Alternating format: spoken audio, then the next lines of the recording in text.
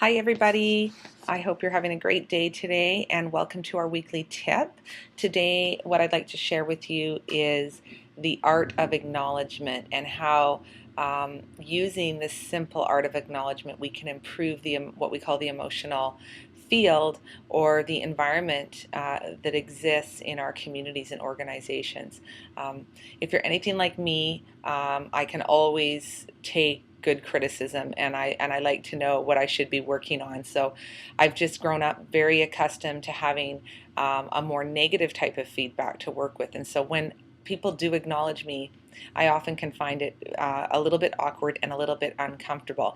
But what I am doing is I'm slowly learning to let the acknowledgements in and to take them in and to allow the positive effects of that to be felt within my mind and my body. And on the other hand, I'm also developing my ability to acknowledge other people in my life. As human beings, we all long to feel understood, and acknowledgement is a really beautiful way of letting somebody know I see you and I understand you at a deeper level, and you're of value and you're important. And I don't know anybody who doesn't want or can't use more of that, especially within our communities where there have been high levels of negativity for so long now. So if you are going to practice giving acknowledgments, I want to give you a few pointers. Often because we're uncomfortable giving acknowledgments, we say too much. And so we cloak the acknowledgement in a lot of extraneous words. And the acknowledgement gets lost, and sometimes we're not really sure what we're saying anymore. And the other person doesn't really have a chance to absorb what it is we're saying. So keep the acknowledgement very short and very, very simple and sweet. Short and sweet, and less is more philosophy. So for instance, if I was going to give my husband an acknowledgement, I might just say to him, I want to let you know how much I appreciate the sacrifices you make for our family and that you're always here for us. And then I would stop and I would actually just leave a moment of silence so that he can hear and take in that acknowledgement. That's probably the hardest part, is the stopping and just leaving the uncomfortable silence. But it's so important that we have that. And try to make eye contact and smile. It really builds the intimacy in the relationship and the closeness and the connection. And it certainly is, it helps during times of conflict if we're able to acknowledge each other.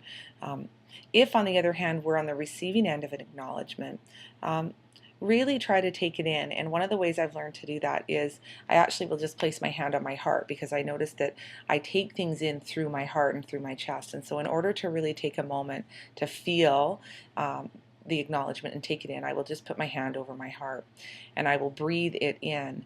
And I will let the person know that I'm really appreciating that they've acknowledged me, and that I'm really taking a moment to allow that to go into me in a big way. There's nothing more unfulfilling than giving an acknowledgement to someone who either can't or won't let it in. It feels like it falls flat, and it doesn't feel very fulfilling for either party. But if you are receiving a beautiful acknowledgement from someone and you're able to take it in and you're indicating that you're taking it in, it will improve the positivity in the relationship. Both people will feel the healthy benefits of that interaction. And we don't need to say anything. We just get to take the acknowledgement in and simply appreciate it and thank the person.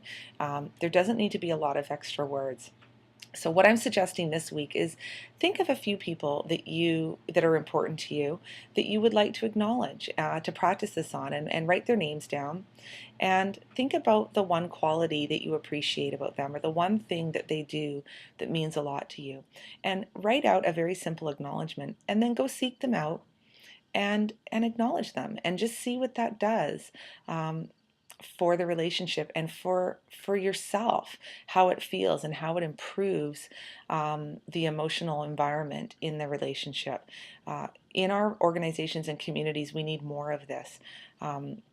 We're really good at working on our problems, and we're really good at looking at the negative things, but we need to slowly start to build our capacity to look at what's working, what's right, what's positive, and what we love about each other. So as always, Practice makes perfect. Have a great week. Bye.